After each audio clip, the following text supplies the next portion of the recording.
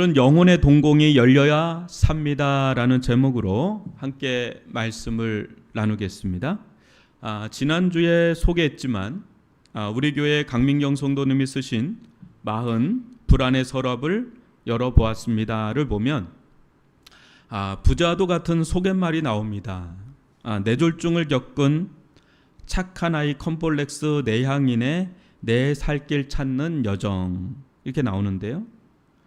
저도 상당한 내향인이기 때문에 이 말이 피부로 확 와닿더라고요. 학창시절 제가 제일 싫어하던 또 힘들어하던 수업이 있었는데 그것은 영어 또 국어 혹은 음악 시간이었습니다. 특히 영어나 국어 수업이 너무 공포스러웠던 이유는 거의 매일 있다시피 하지 않습니까? 근데 매일 수업 시간에 책을 읽게 한 거였습니다. 친구들 앞에서 무언가 한다는 것이 너무 부끄럽고 고통스러웠습니다. 이것 때문에 학교 가기가 끔찍할 정도였으니까 제가 얼마나 내향적인 내성적인 아이였겠습니까? 이런 제가 지금 이렇게 설교하며 살고 있으니 도대체 무슨 일이 일어난 걸까요? 저는 원래 교사가 되려고 그랬거든요. 그러다가 공대 가서 사업을 하려고 그랬거든요. 근데 이게 웬일입니까? 여러분이 느끼실지 모르겠지만 저는 어디에서도 독창으로 노래한 적이 없습니다. 노래를 못하는 것도 있지만 제겐 독창은 너무 끔찍합니다.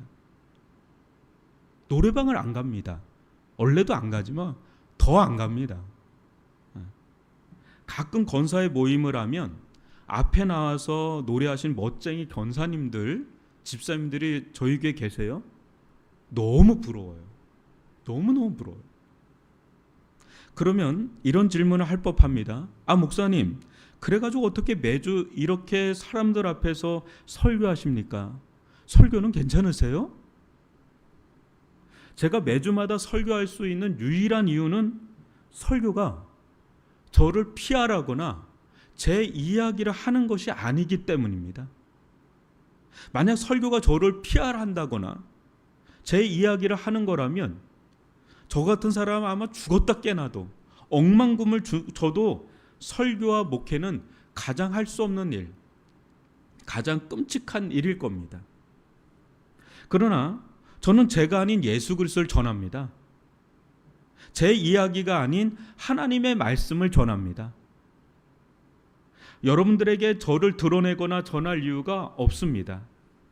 저 같은 설교자의 최고의 미덕의 영광은 될 수만 있다면 자신은 사라지고 오직 하나님만 드러내는 것 아니겠습니까?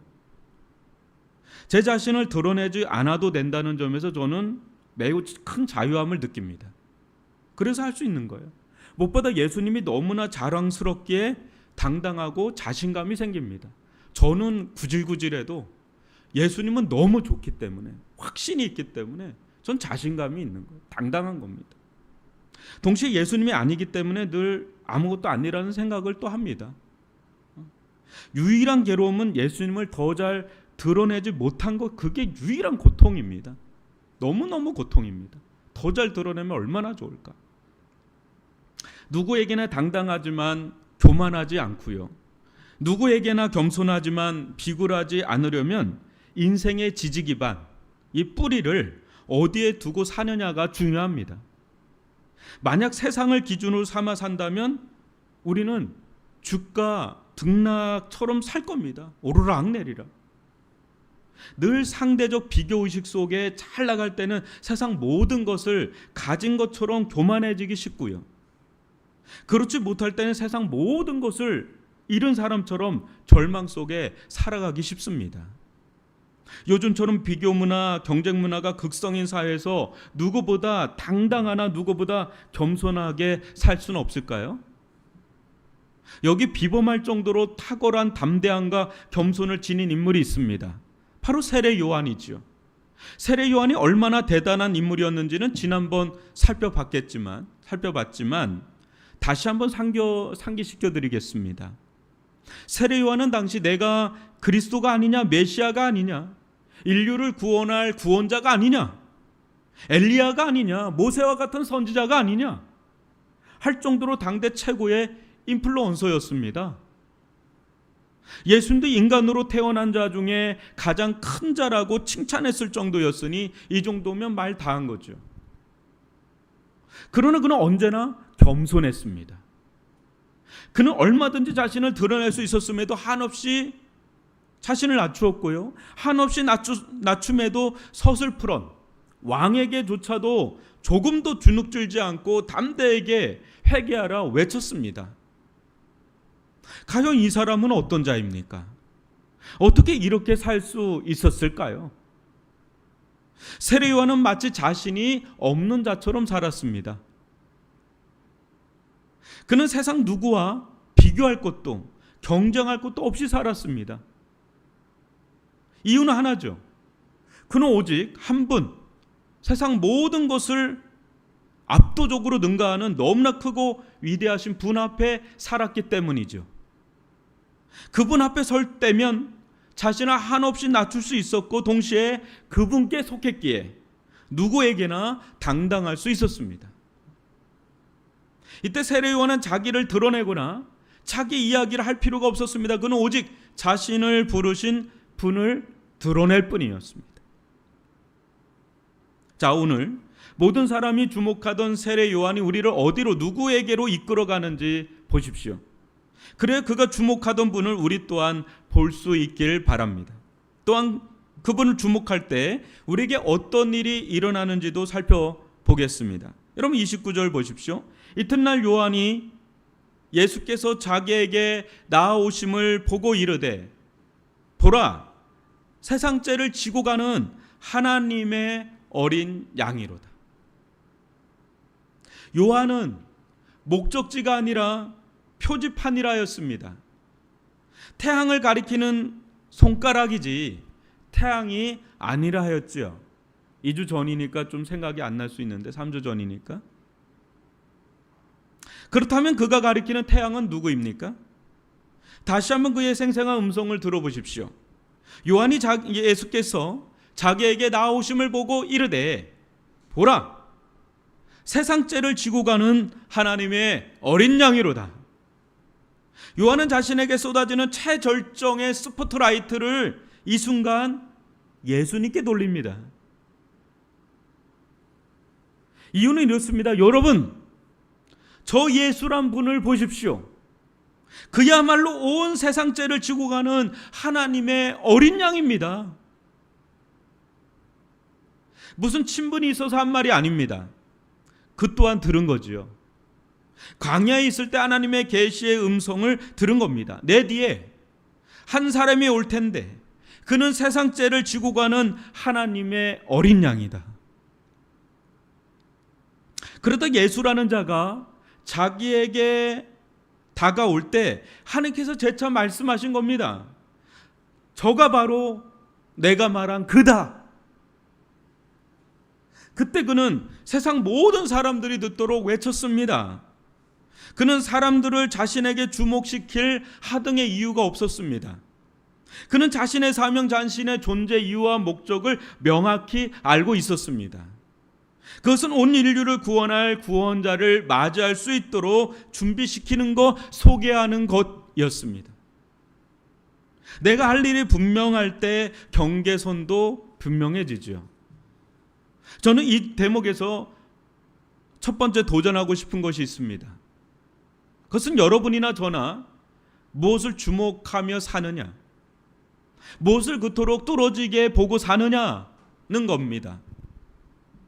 그것은 때론 사람일 수가 있습니다. 일일 수도 있습니다. 어떤 때는 돈일 수가 있고 성공일 수도 있고 인기나 명성일 수도 있습니다. 건강일 수도 있고 관계일 수도 있고 정치일 수도 있습니다. 권력과 힘일 수도 있고요. 가족이나 종교나 선한 삶일 수도 있습니다.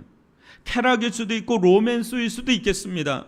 중독적인 어떤 것일 수도 있습니다. 심지어 여러분 자신일 수도 있습니다.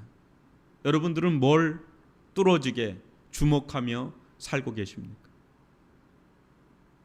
우리의 영혼의 동공은 끊임없이 무언가를 주목합니다. 그런데 지금 세례 요한은 세상 어떤 것보다 시급하게 긴급하게 주목해야 할 분이 있다 합니다. 그러기에 우리 보고 보라, behold 외치며 시선을 예수님께 돌립니다. 이유는 예수님이 세상 죄를 지고 가는 하나님의 어린 양이시기 때문입니다. 요한은 대단한 인물이긴 하나 그 누구의 죄를 담당하거나 구원할 수 없었습니다. 이는 세상 누구도 마찬가지입니다. 여기서 우리는 상당한 이질감을 느낍니다. 세례 요한의 음성이 그리 중요하게 또 긴박하게 들리지 않기 때문입니다. 제가 그렇게 중요한 문제라고? 심각하다고? 긴급하다고? 세상 중요한 문제가 얼마나 많은데 기분 나쁘게 한가하게 죄를 운운하나 싶습니다. 그게 내가 먹고 사는 일에 무슨 상관이 있나 싶습니다. 우리에게 당장 해결해야 할 일들이 산적합니다. 죄가 없다거나 심각하지 않다는 것이 아닙니다.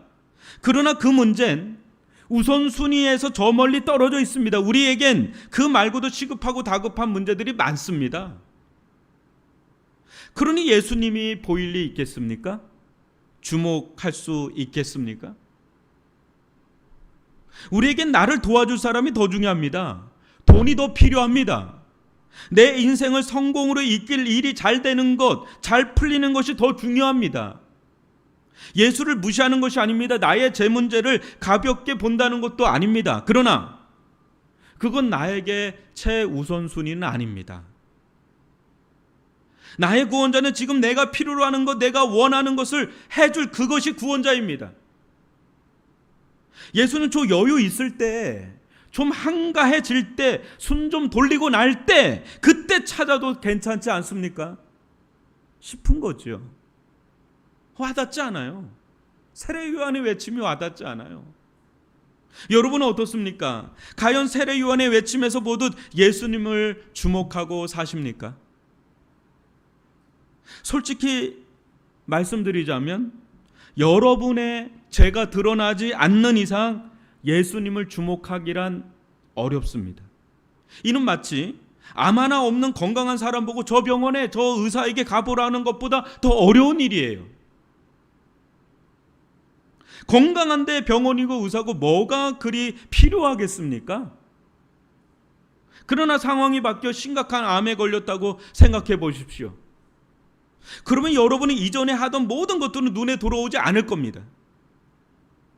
죽는데 무슨 소용이 있습니까? 내가 췌장암 말기라면 아무 소용없어요. 그런 것들도 다 살아있어야 의미 있는 거지, 안 그렇습니까? 정말 이땐 다른 거 소용없어요. 오직 내 암을 고칠 병원, 의사밖에 여러분 배는 게 없습니다.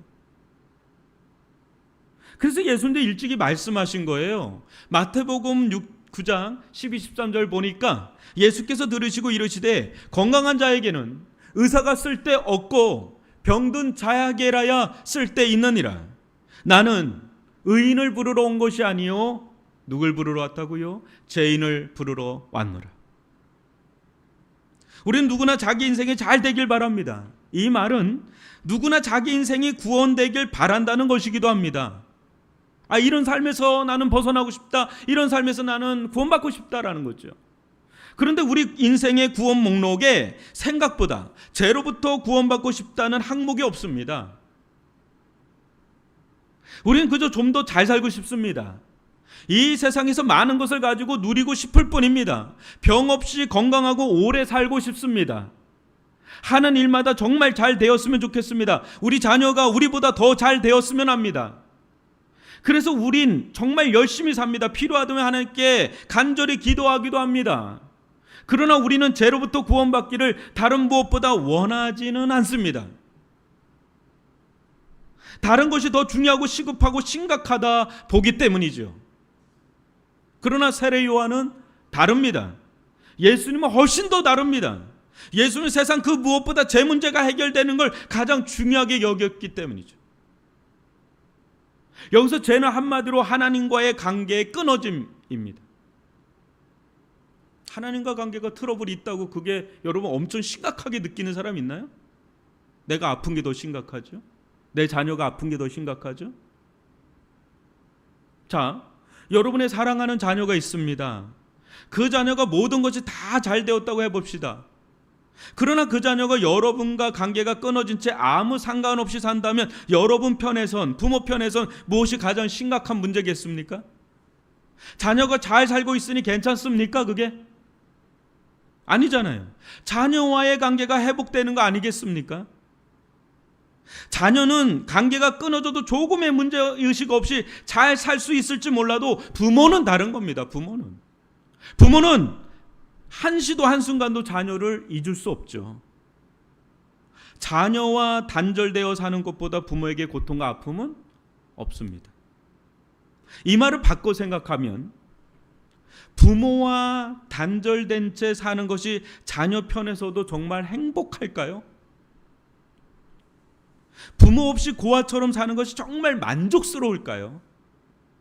그렇게 사는 것이 정말 좋은 삶일까요? 아니잖아요. 그렇다면 하나님 없이 누구보다 씩씩하게 살아가는 것이 정말 행복한 삶일까요? 죄는 그 좋은 하나님과의 관계를 파괴시킵니다. 단절시킵니다. 그때 인생은 가진 것이 많아도 만족이 안 돼요. 하나님이 없으니까. 채워지지가 않아요. 행복하지가 않습니다.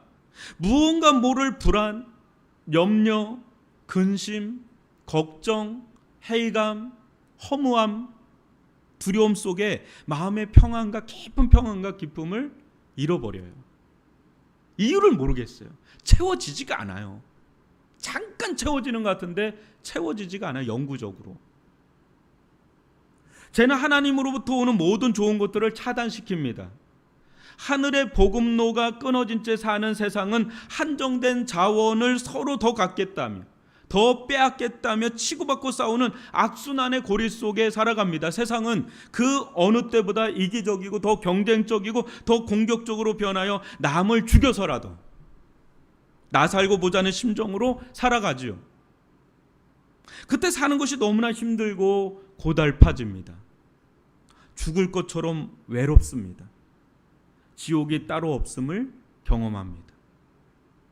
가정에서도 사회 나아가서도. 죄는 한 인간을 파멸로 이끌어갑니다. 여러분 보십시오. 세상 모든 것을 다 가지고 있어도 죄를 지으면 어떻게 되는지 말입니다. 연일 멀리 갈 것도 없어요. 연일 뉴스에 나오는 일들 다 보십시오. 제 문제가 그리 중요하지 않다고요? 심각하지 않다고요? 긴급하지 않다고요? 이 세상 알고 보면 제 문제가 아니면 무엇이 진짜 문제입니까?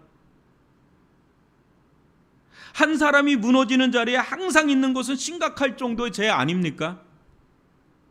그 위세등등했던 사람들, 가진 것도 많고 권력도 많고 그런 사람이 한순간에 추락하는 그 자리에는 항상 죄가 있습니다. 여러분. 어디 한 인생만 그렇습니까? 가정이 파괴되는 자리를 보십시오. 사회와 나라가 파괴되는 자리를 한번 보십시오. 그 자리는 항상 죄가 도사리고 있지 다른 무엇이 있지 않습니다. 여러분 보면. 그런데도 세상은 왜 이런 모순을 끊임없이 반복하는 걸까요? 가끔 TV를 보면요, 또 영상을 보면 지금 일어난 문제가 옛날에도 짤로 돌아다녀요. 반복해.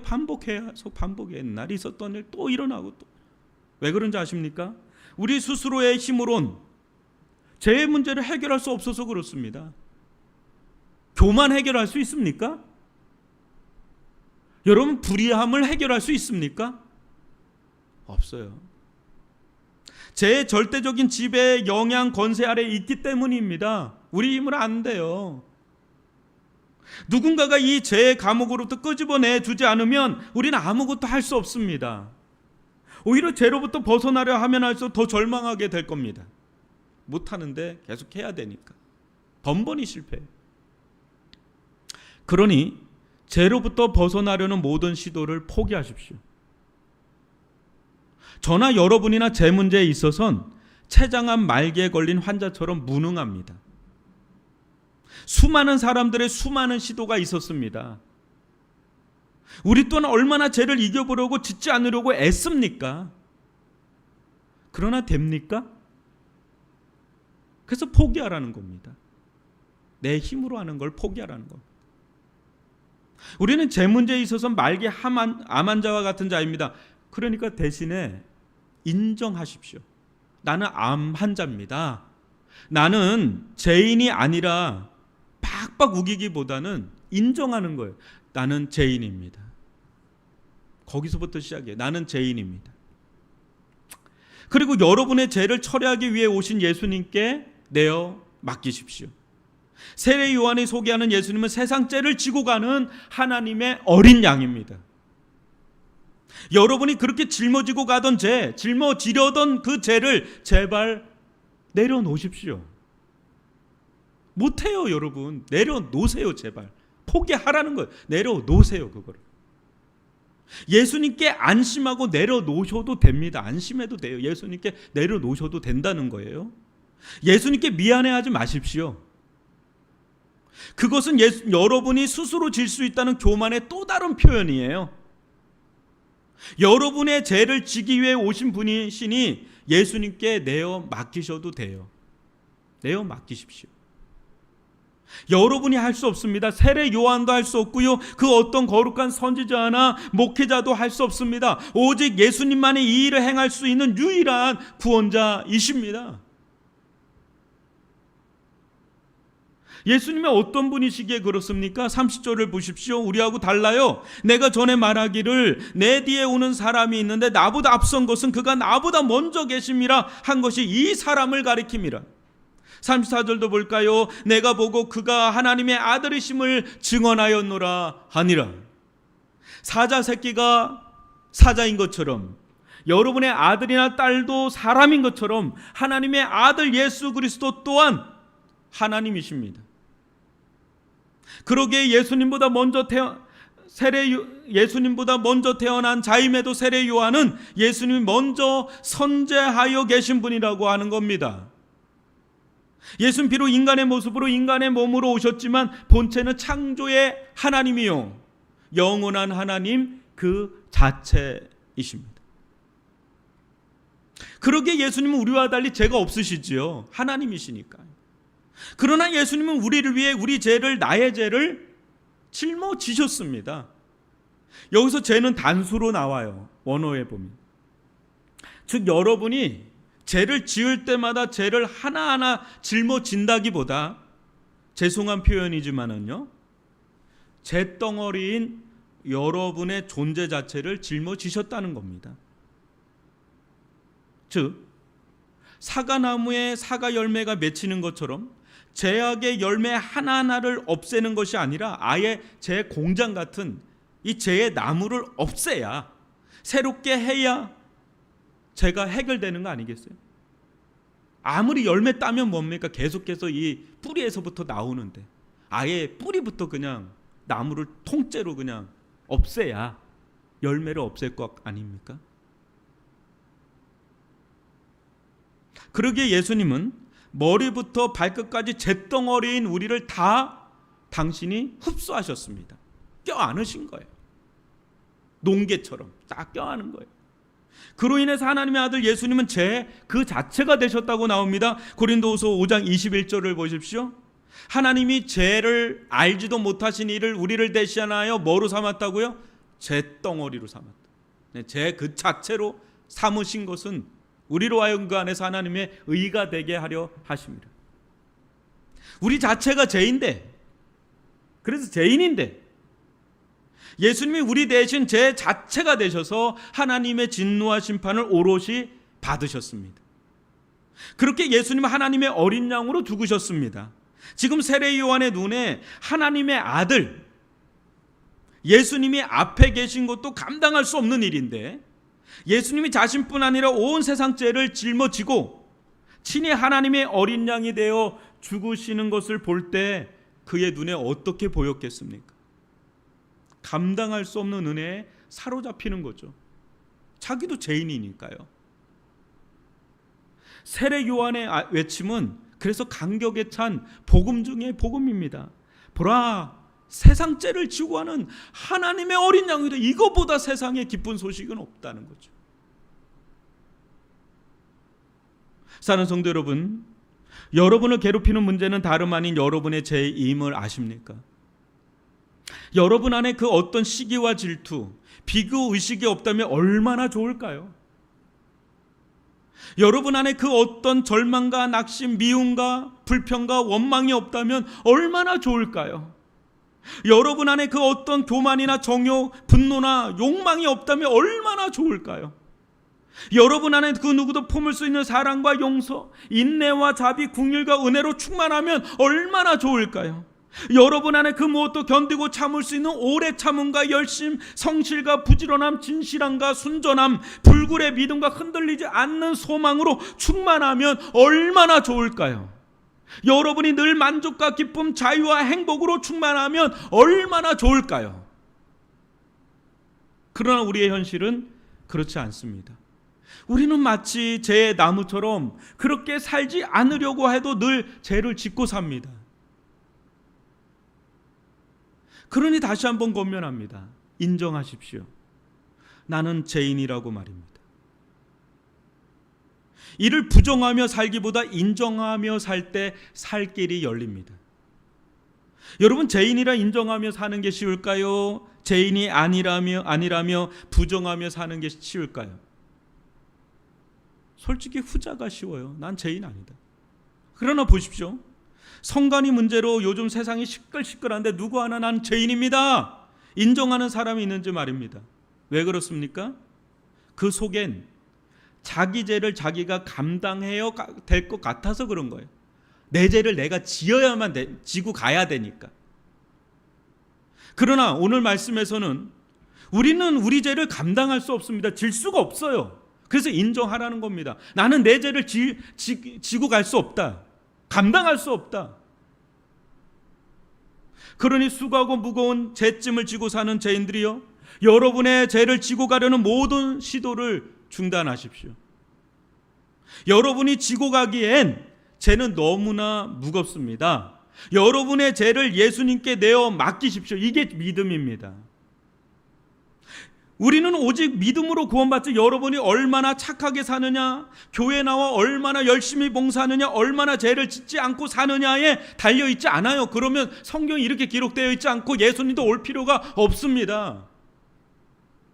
정말 교만한 것이 무엇인지 아십니까? 죄를 스스로 지고 가려는 것, 자기 힘으로 해결해 보려는 것, 그게 진짜 교만입니다. 사는 성도 여러분, 우리는 절대 우리 죄를 지고 갈 수 없습니다. 이 무거운 죄를 대신 짊어지고 가는 하나님의 어린 양, 영적 엘리베이터 되시는 예수님께 올라타야 됩니다.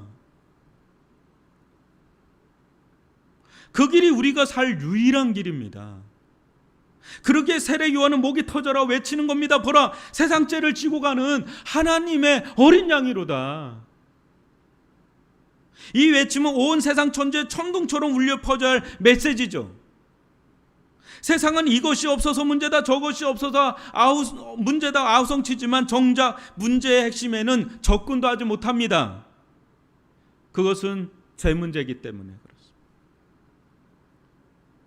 하나님께서 이 세상에 하나님의 아들 예수 그리스도를 보내신 이유가 무엇입니까?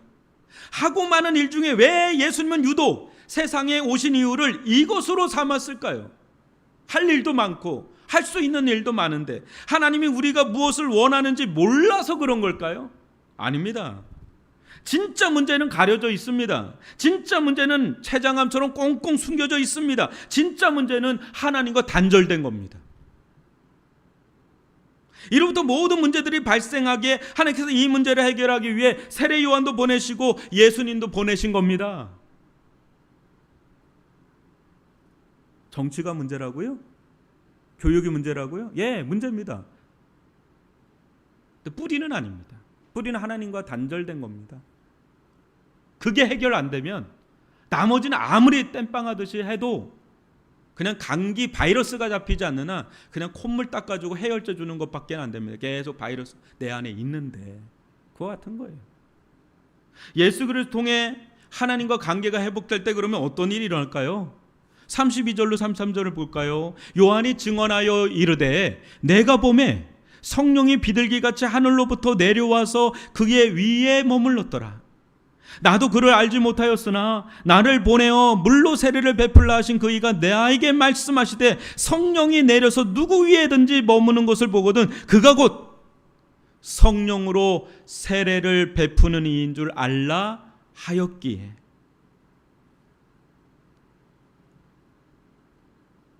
성령이 주어집니다. 하나님과 관계가 열립니다. 성령은 하나님의 영이기도 하고 예수 그리스도의 영이기도 합니다. 성부 하나님의 역할이 있고 성자 예수님의 역할이 있듯 성령 하나님도 역할을 합니다. 그것은 하나님 안에 있는 모든 좋은 것들을 우리에게 전달해 주시는 겁니다. 할렐루야. 우리가 신앙생활을 하면서 성령 충만을 구하는 것도 바로 이 때문입니다. 동일한 하나님을 믿는데 어떤 이는 하나님의 충만한 은혜를 누리며 살아갑니다. 그러나 어떤 이는 그러질 못합니다. 이유는 성령이 역사하시느냐 아니냐에 따라 달라집니다.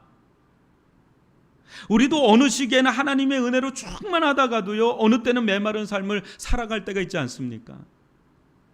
이 모든 것을 이루시는 분이 성령이신데 이 좋으신 성령 또한 부어주시는 분이 누구라는 겁니까? 바로 예수 그리스도시라는 거예요. 그러니 세례 요한이 아무리 탁월하고 대단한 인물이라 할지라도 예수님 앞에 서면 자기는 신발끈도 풀기도 감당하지 못하겠다고.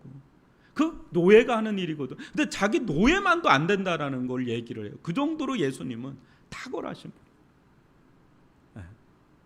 사랑하는 성도 여러분, 예수님을 붙드십시오. 예수님을 전적으로 의지하십시오. 예수님을 굳게 믿으십시오. 그러면 여러분의 죄를 용서받을 뿐 아니라 성령을 받아 죄를 이기고요, 하나님을 기쁘시게 하는 삶을 살 수 있게 됩니다. 성령 하나님은 여러분으로 하여금 하나님의 뜻대로 살 수 있는 힘과 능력을 주시는 분이십니다. 하나님의 원대한 계획은 여러분과 관계가 회복될 뿐 아니라 여러분이 하나님의 자녀답게, 하나님의 사람답게, 하나님의 백성답게 하나님으로부터 흘러오는 모든 충만한 은혜를 누리며 하나님과 동행하는 삶을 사는 데 있습니다. 물론 하나님의 역사가 여러분의 삶 속에 아무런 거침없이 나타나는 데 있습니다. 하나님은 여러분들과 함께 하시고 여러분들 가운데 역사하기를 기뻐하시니까요.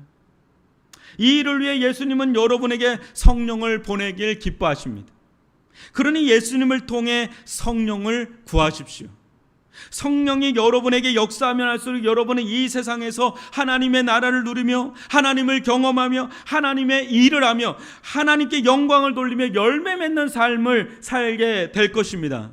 이런 은혜가 우리 모두에게 충만하게 나타나기를 소망합니다.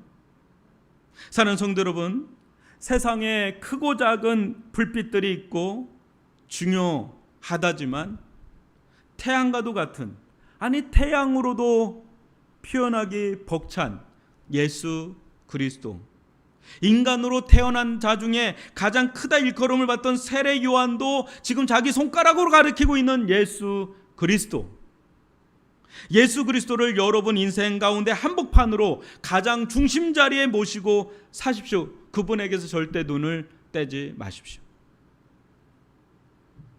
당시 세상엔 로마 황제가 가장 큰 존재였고 예수는 솔직히 초라하기 그지없어 눈에 띄지도 않았지만 세례 요한은 오직 그분을 보았습니다. 가장 위대하신 분이 여러분을 살리기 위해 가장 초라하게, 가장 겸손하게 오셨습니다. 그러니 누구나, 어린애부터 어느 누구나 안심하고 나올 수 있는 분이 예수님 아닙니까? 만약에 로마 황제가 같이 왔다면 우리는 쭈뼛쭈뼛 할 겁니다. 과연 나 같은 거 받아줄까? 그러나 예수님은 가장 초라한 모습으로, 가장 낮은 모습으로 오셨기에 어린애부터 어느 누구나 안심하고 예수님께 나올 수 있는 거 아닙니까? 바꿔서 얘기하면 예수님께 나오십시오. 볼품없고 우습게 여기지 마시고 오히려 얼마나 자신이 있으면, 얼마나 당당하면 이런 모습으로 오시겠습니까? 본 모습에 자신이 없을 때 거추장이 많아지는 것입니다. 자기 본체가 워낙에 탁월하면 여러분 가릴 게 없어요. 가릴 게 없습니다. 정우성 같은 사람은 뭐 그냥 티셔츠 하나 걸쳐도 됩니다, 여러분. 멋있으면 그냥 대충 입어도 멋있습니다. 예수는요, 거치장할 필요가 없는 거예요. 오히려 자기를 가려도 그게 드러나는데. 예수는 변두리에 처박아 두지 마십시오. 여러분의 가장 중심 자리로 모시고 보십시오. 그 안에서 제 문제가 해결되고 그 안에서 하늘과 땅을 이어주는 성령의 부으심이 있습니다. 다시 한번 여러분의 영혼의 동공을 열어 예수 그리스도를 바라보십시오. 그 안에서 여러분은 어디에서도 볼 수 없는, 말할 수 없는 탁월함과 아름다움, 무한한 가치를 볼 겁니다. 여러분이 그토록 간절히 찾던 인생의 비상구가 그분이라는 걸 깨닫게 될 것입니다. 그런 은혜를 누리시기를 주님의 이름으로 축원합니다.